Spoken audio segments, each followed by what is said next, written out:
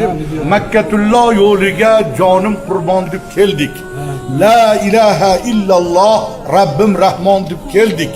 Amri farmoni jalil, Ka'ba bunyodi halil, xizmatida Jabrail, Bayt-i Subhan deb keldik. Otamiz Odam ato, onamiz Havvo bilan 300 yilda topishgan jaddi oston deb keldik. 5000 yillik mucize zamzami ob rahmat, rahmatidan no'sh etib bo'lay kamron deb keldik.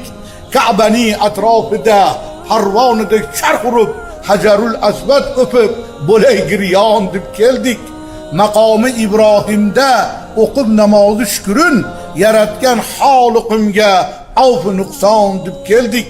Safo Marva tog'ida, Hojar onam dog'ida, Qultum suv so'rog'ida bag'ri biryon deb keldik. Ehromda barcha umma, madhu sanoda hamma deb labbayk Allohumma bobi g'ufron deb keldik. G'ori Hiro ibtido ilk oyat tushgan ma'vo, nuzuli kalomulloh nuri shoyon deb keldik. Zavjai Rasululloh ul Hadijai kubro, din uchun bo'lgan fido modari jon deb keldik. Bu juda ko'p, ya qolgani yana kelganimda o'qib beraman. Yana chaqirsak, yana bitta gap nasihatimi eshitib qo'yinglar. Meni gapim bu Chustiyevich degan shoir o'tganlar, o'sha kishini gapini bilib olinglar. Ulug'lar yonida bo'l. Ulug'lar yonida bo'l, vali ko'nglingni ranjitma. Ulug'lar yonida bo'l, vali ko'nglingni ranjitma.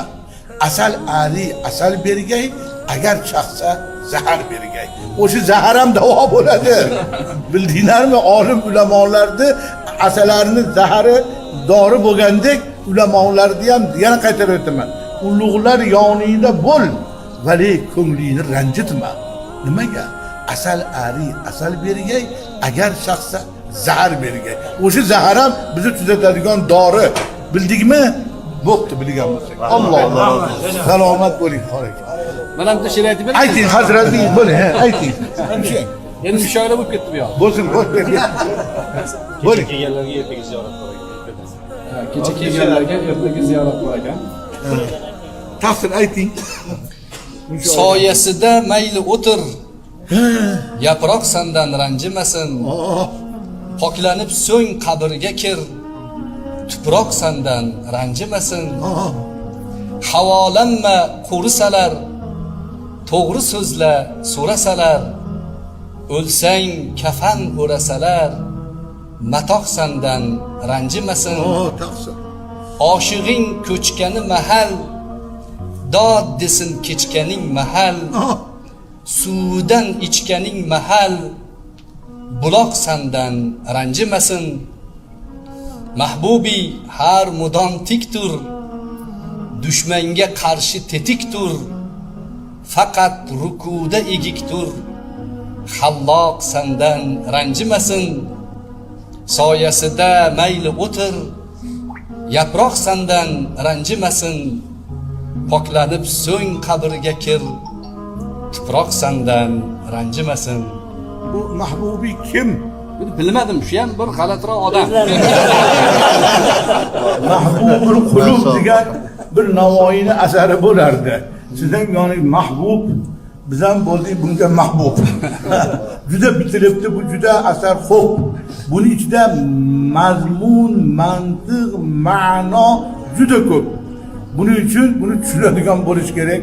Bu mahbub kunlar bo'ptilar deb farosatim bilan bildim.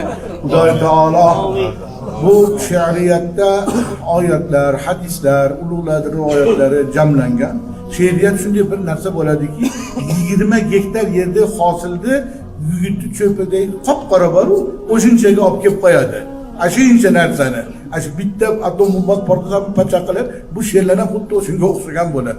Endi buni o'sha ishlab chiqaruvchiga bog'liq, o'zlariga tilaymiz katta sog'liq, doim dimoqlari chog'liq, bu o'zlari mana bu insonlarning himmatiga bog'liq.